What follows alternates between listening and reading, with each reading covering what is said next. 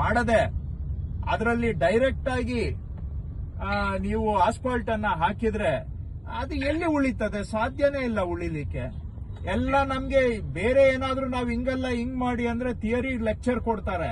ಕೆಲಸ ಮಾಡೋದು ನೋಡಿದ್ರೆ ಥಿಯರಿಗೂ ಕೆಲಸಕ್ಕೂ ಸಂಬಂಧನೇ ಇಲ್ಲ. ಸೊ ಹಾಗಾಗಿ ಪಾಟ್ ಹೋಲ್ ಫಿಲ್ಲಿಂಗ್ ಮಾಡಿ ಆಸ್ಫಾಲ್ಟ್ ಮಾಡುವಂತದ್ದು ಮಾಡಬೇಕು. ಆ ತರನು ಎಸ್ಟಿಮೇಟ್ ಅಲ್ಲಿ ಮಾಡ್ಕೊಳ್ಳಿ. ಇನ್ನೊಂದು ಸಣ್ಣ ವಿಷಯ, ಈಗ ಏನೋ ನಿಮ್ಮ IRC ಬುಕ್ ಅಲ್ಲಿ ಇದೆಯೋ ಕೈಪಿಡಿಯಲ್ಲಿ ಇದೆಯೋ ಗೊತ್ತಿಲ್ಲ, ಯಾರು ಹೇಳ್ತಾರೆ ಗೊತ್ತಿಲ್ಲ, ಇದು ಏನ್ ಕಾಮನ್ ಸೆನ್ಸ್ ಅಂತ ನನ್ಗೆ ಗೊತ್ತಿಲ್ಲ. ಒಂದು ರಸ್ತೆ ಮಾಡಿದ್ರೆ ಎಡ್ಜಸ್ ಅಲ್ಲಿ ಮಾತ್ರ ಲೇನ್ ಮಾರ್ಕಿಂಗ್ ಮಾಡ್ತಾರೆ. ಇಲ್ಲಿ ಹಂಗಾದ್ರೆ ಏನು, ಎರಡು ಬದಿ ಮಧ್ಯ ಲೆಫ್ಟ್ ಅಲ್ಲಿ ರೈಟ್ ಹೋಗ್ಬಹುದು, ರೈಟ್ ವೆಹಿಕಲ್ ಲೆಫ್ಟ್ ಲೇನ್ ಅಲ್ಲಿ ಹೋಗ್ಬಹುದು.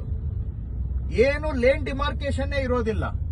ಎಂಡ್ ಅಲ್ಲಿ ಮಾತ್ರ ಏನು ಲೇನ್ ಮಾರ್ಕಿಂಗ್ ಮಾಡ್ತಾರೆ. ಸೆಂಟರ್ ಅಲ್ಲಿ ಲೆಫ್ಟ್ ರೈಟ್ ಅಂತ ಡಿವಿಷನ್ ಮಾಡೋದಕ್ಕೆ ಲೇನ್ ಮಾರ್ಕಿಂಗೇ ಮಾಡೋದಿಲ್ಲ. ಅದು ಯಾವ ಲಾಜಿಕ್ ಇದೆ ಇದರಲ್ಲಿ ಗೊತ್ತಿಲ್ಲ. ನಾನು ಇದನ್ನ 10 ವರ್ಷದಿಂದ ನನ್ನ ಕ್ಷೇತ್ರದಲ್ಲಿ ಹೇಳ್ತಾ ಇದ್ದೀನಿ, ಮತ್ತೆ ಅದೇ ಮಾಡ್ತಾರೆ.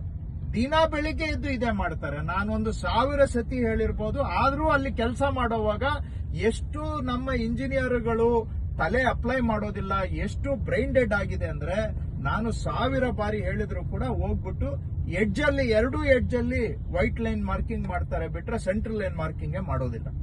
ಅದಕ್ಕಾಗಿ ಎಸ್ಟಿಮೇಟ್ ಇವಾಗ ಮಾಡ್ತಾ ಇದ್ದೀರಾ, ಟೆಂಡರ್ ಕರೀತಾ ಇದ್ದೀರಾ. ನಾನು ಹೇಳೋದು 4 ಮೀಟರ್ಗಿಂತ ವಿಡ್ತ್ ಕಡಿಮೆ ಇದ್ರೆ ಕೂಡ ಸೆಂಟರ್ ಲೈನ್ ಮಾರ್ಕಿಂಗ್ ಮಾಡಬೇಕು. ಸೈಡ್ ಲೈನ್ ಮಾರ್ಕಿಂಗ್ ಬಿಟ್ಬಿಡಿ. ಐ ರಿಪೀಟ್, 4 ಮೀಟರ್ ವಿಡ್ತ್ಗಿಂತ ಕಡಿಮೆ, 4 ಮೀಟರ್ ವಿಡ್ತ್ ಇದ್ರೆ ನೀವು ಸೈಡ್ ಮಾರ್ಕಿಂಗು ಸಣ್ಣ ರಸ್ತೆಗೆ ಬೇಕಾಗೇ ಇಲ್ಲ. Don't waste your money.